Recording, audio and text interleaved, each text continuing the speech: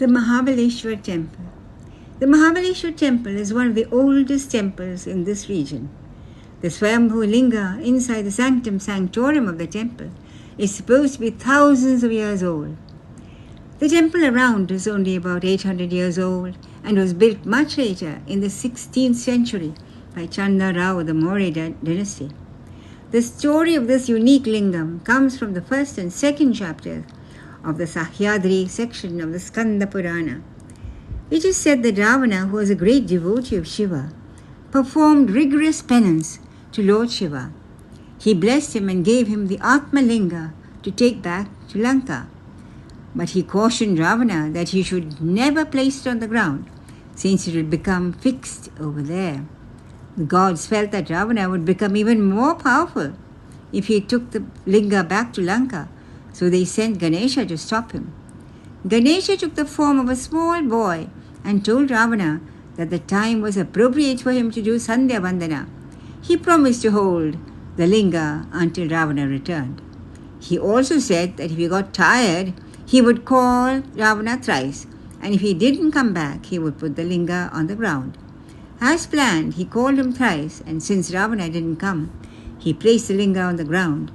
Ravana came and tried his best to lift it out, but didn't succeed. He was furious and returned to Lanka. The next part of the story comes from the Padma Purana. When Brahma was meditating in the Sahyadri forest, two demon brothers named Atibala and Mahabala appeared from this same Shivalinga and began to trouble all the sages who were meditating in the forest. Brahma asked Vishnu to help him preserve the sanctity of the forest. Vishnu could only kill Atibala, since Mahabala had been blessed that he could be killed only by his own free will. Brahma and Vishnu prayed to Adimaya, the great goddess, and asked her to get rid of Mahabala. She seduced the demon with her beauty, and he agreed to lay down his life on condition that Shiva would reside with him forever in that region. The Atmalinga changed into the shape of a huge Rudraksha bead, which is what we still see today. This is the only temple in the world in the form of a Rudraksha. The temple was named after the Asura.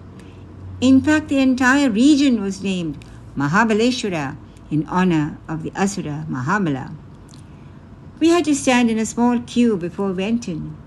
Just outside the Sanctum Sanctorum were two murtis of Ganesha on one side and Kalabhairava on the other side. Of course, there was a huge Nandi outside with a brass head. We had to bend our heads before entering the inner sanctum, which, as I mentioned before, was thousands of years old. It was the most thrilling experience to touch that lingam. We were even allowed to perform Abhisheka. We were not able to sit and meditate there, but were allowed to do so in the outside hall. There is a small room inside which is supposed to have a cot, a trishul, a damaru, and a rudraksha. It is said that Shiva visits this place every night, since the bend is found to be crumbled in the morning. A visit to this Mahalingam is supposed to be as meritorious as visiting all the 12 Jyotirlingas at once. Outside, there is a square-shaped platform made of gold, which is a Tuladan given by Shivaji Maharaj, using his mother Jijabi as a weight. We sat in that hall and meditated for some time. I cannot describe the feelings that I got during meditation. It was quite inexplicable. I felt some sort of a suffocation, as if someone was pressing my chest. I started chanting the Panchaganga, and slowly the weight receded. We did a circumambulation of the whole complex and then went on to the smaller temple for Atibala. This temple was a raised platform and had the same aura of antiquity which many of the temples of Mahabaleshwara had. There were a number of Nandis outside this temple, which is quite interesting. I wondered if they had been placed there or had been brought from various other places. The Panchaganga temple was also in the same premises, but we will take that another day.